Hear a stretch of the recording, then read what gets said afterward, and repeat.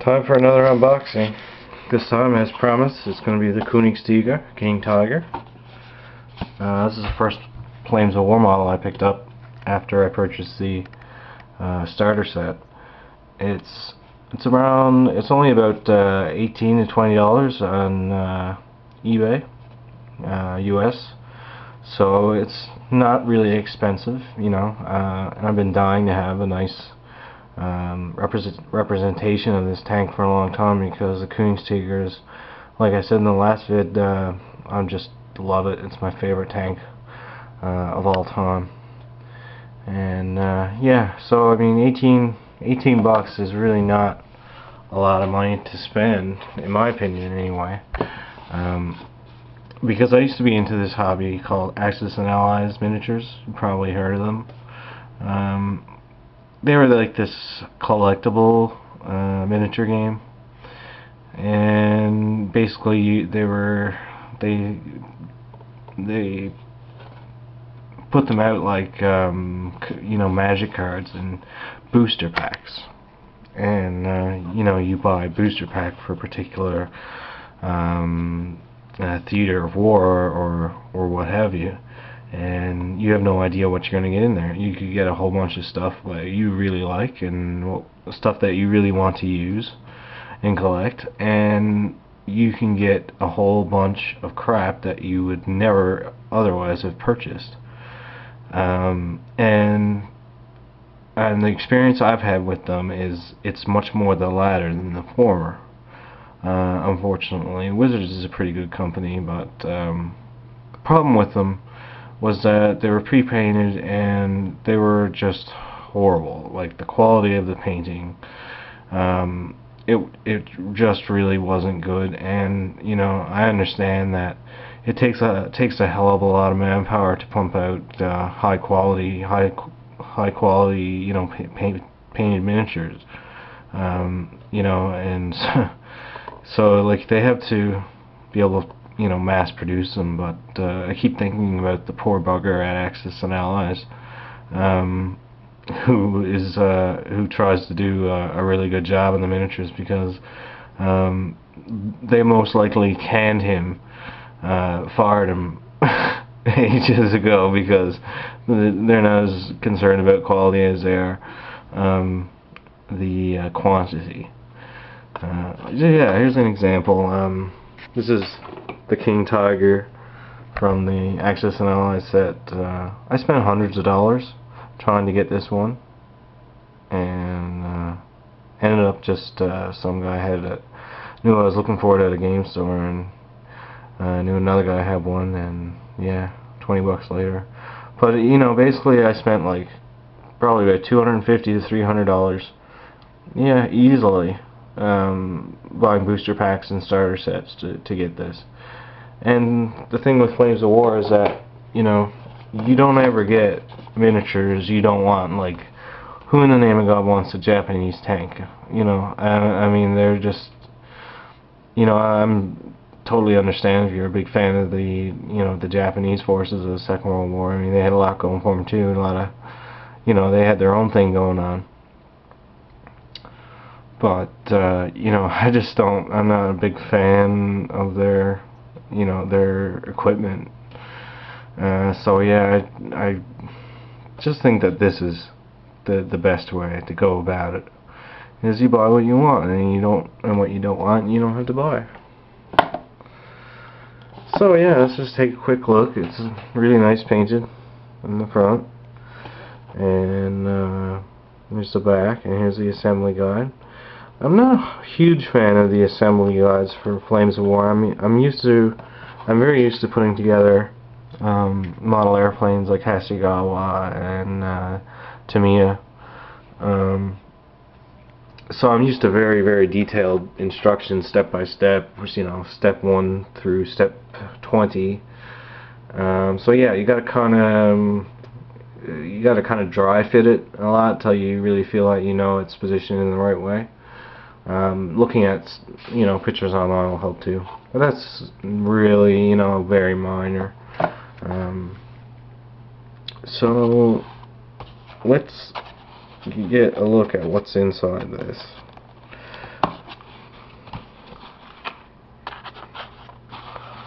Alright, let's start up here. Slide for a second. So, here's the hull, and you know, it's one of Battlefront Miniatures resin figures, which I really like, and there are some things I like about these resin figures, and there's some things I don't like. But we'll talk about that maybe later. I don't want to get too off track. I mean, most people are probably here to watch this King Tiger unboxing, not listen to me ramble on for hours on end. So yeah, it's a really great looking sculpt, and the Zimmerit, you know, and all the stowage and the stuff on the sides, you know.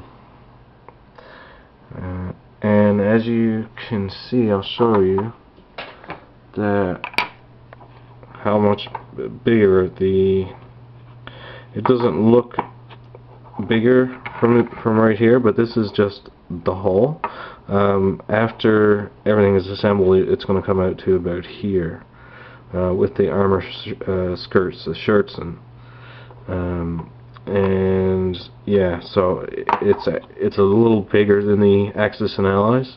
Well, it's a lot bigger once you get them assembled.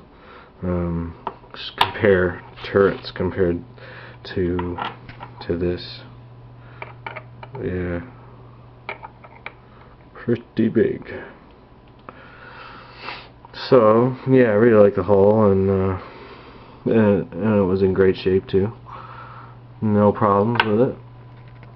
Now, a lot of these Flames of War products that I've noticed, these miniature box set types of things, like there's always bonuses. There's always something else to go along with the unit you're buying, and it's always freaking awesome.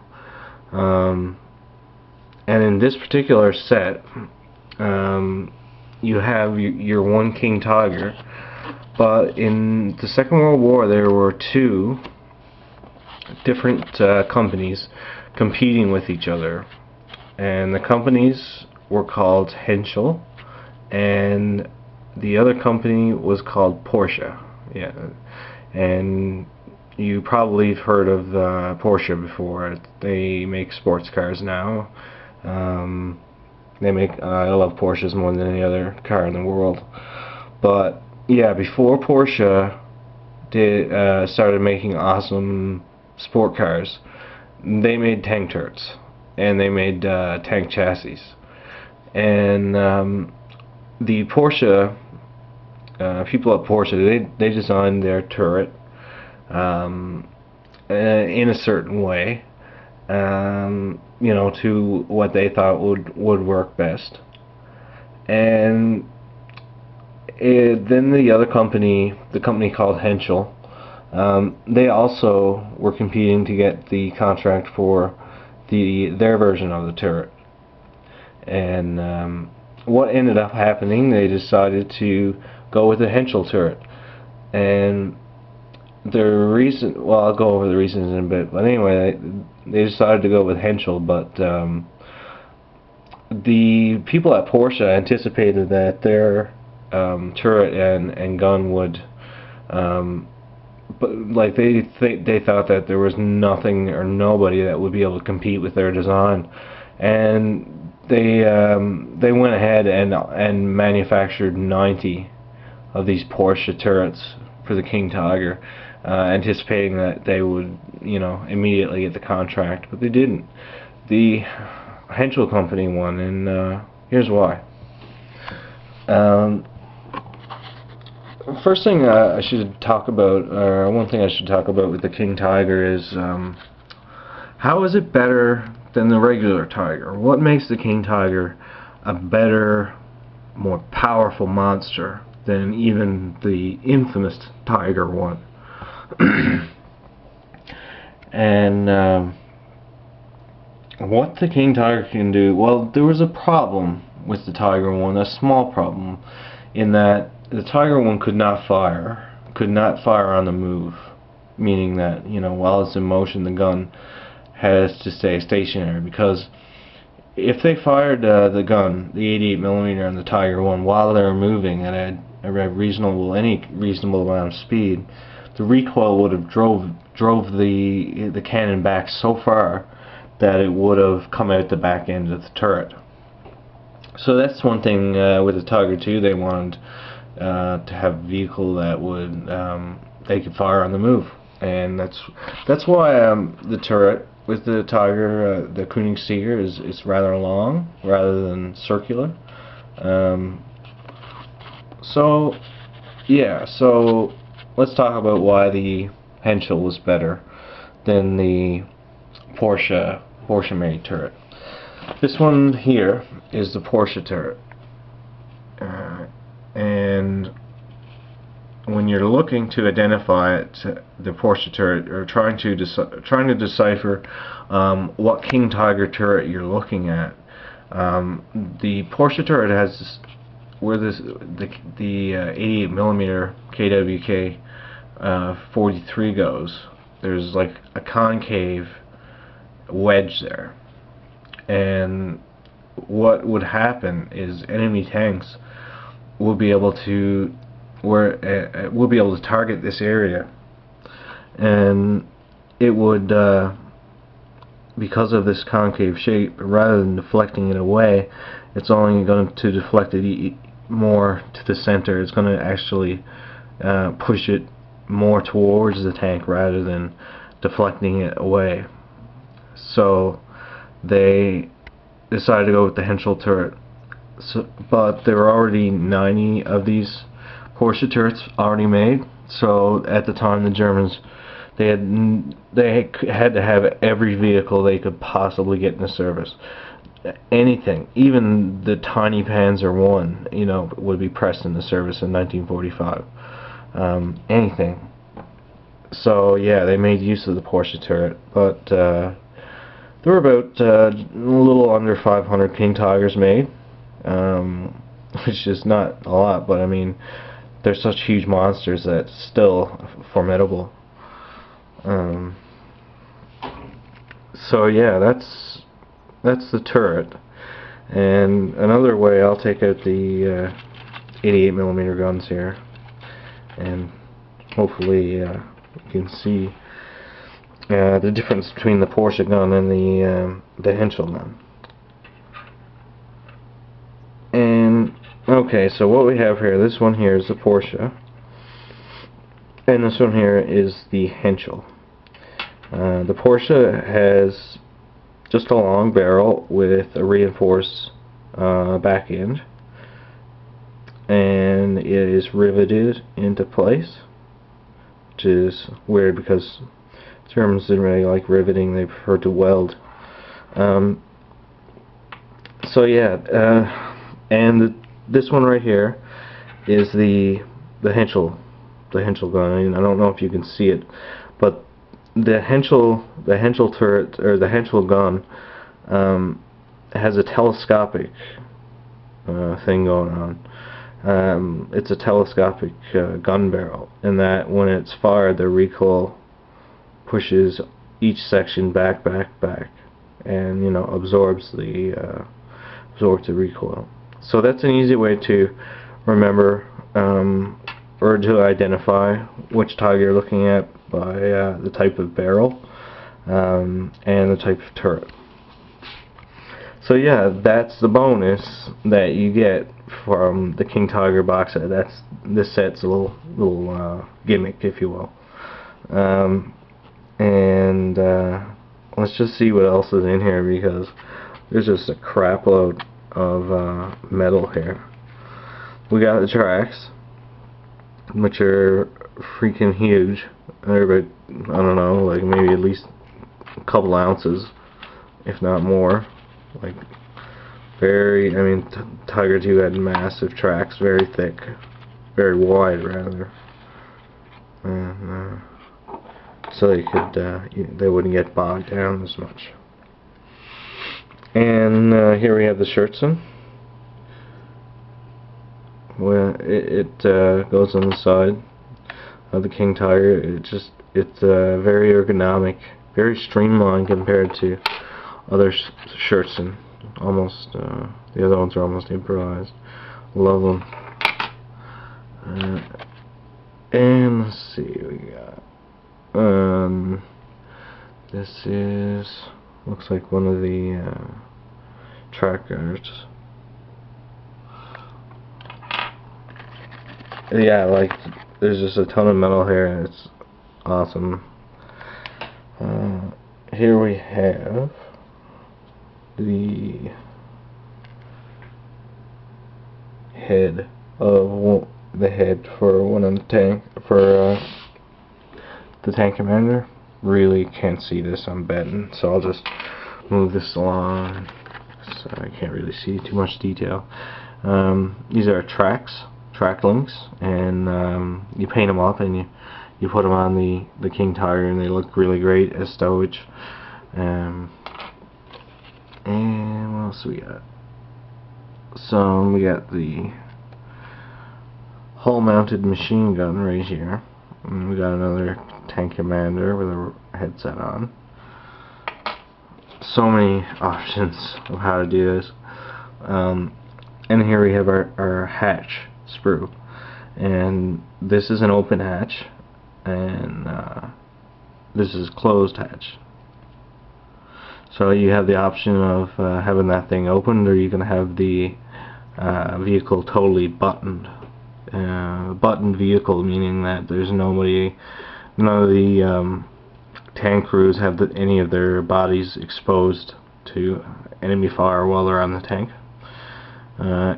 It can be useful to button an enemy vehicle by putting a lot of fire on them.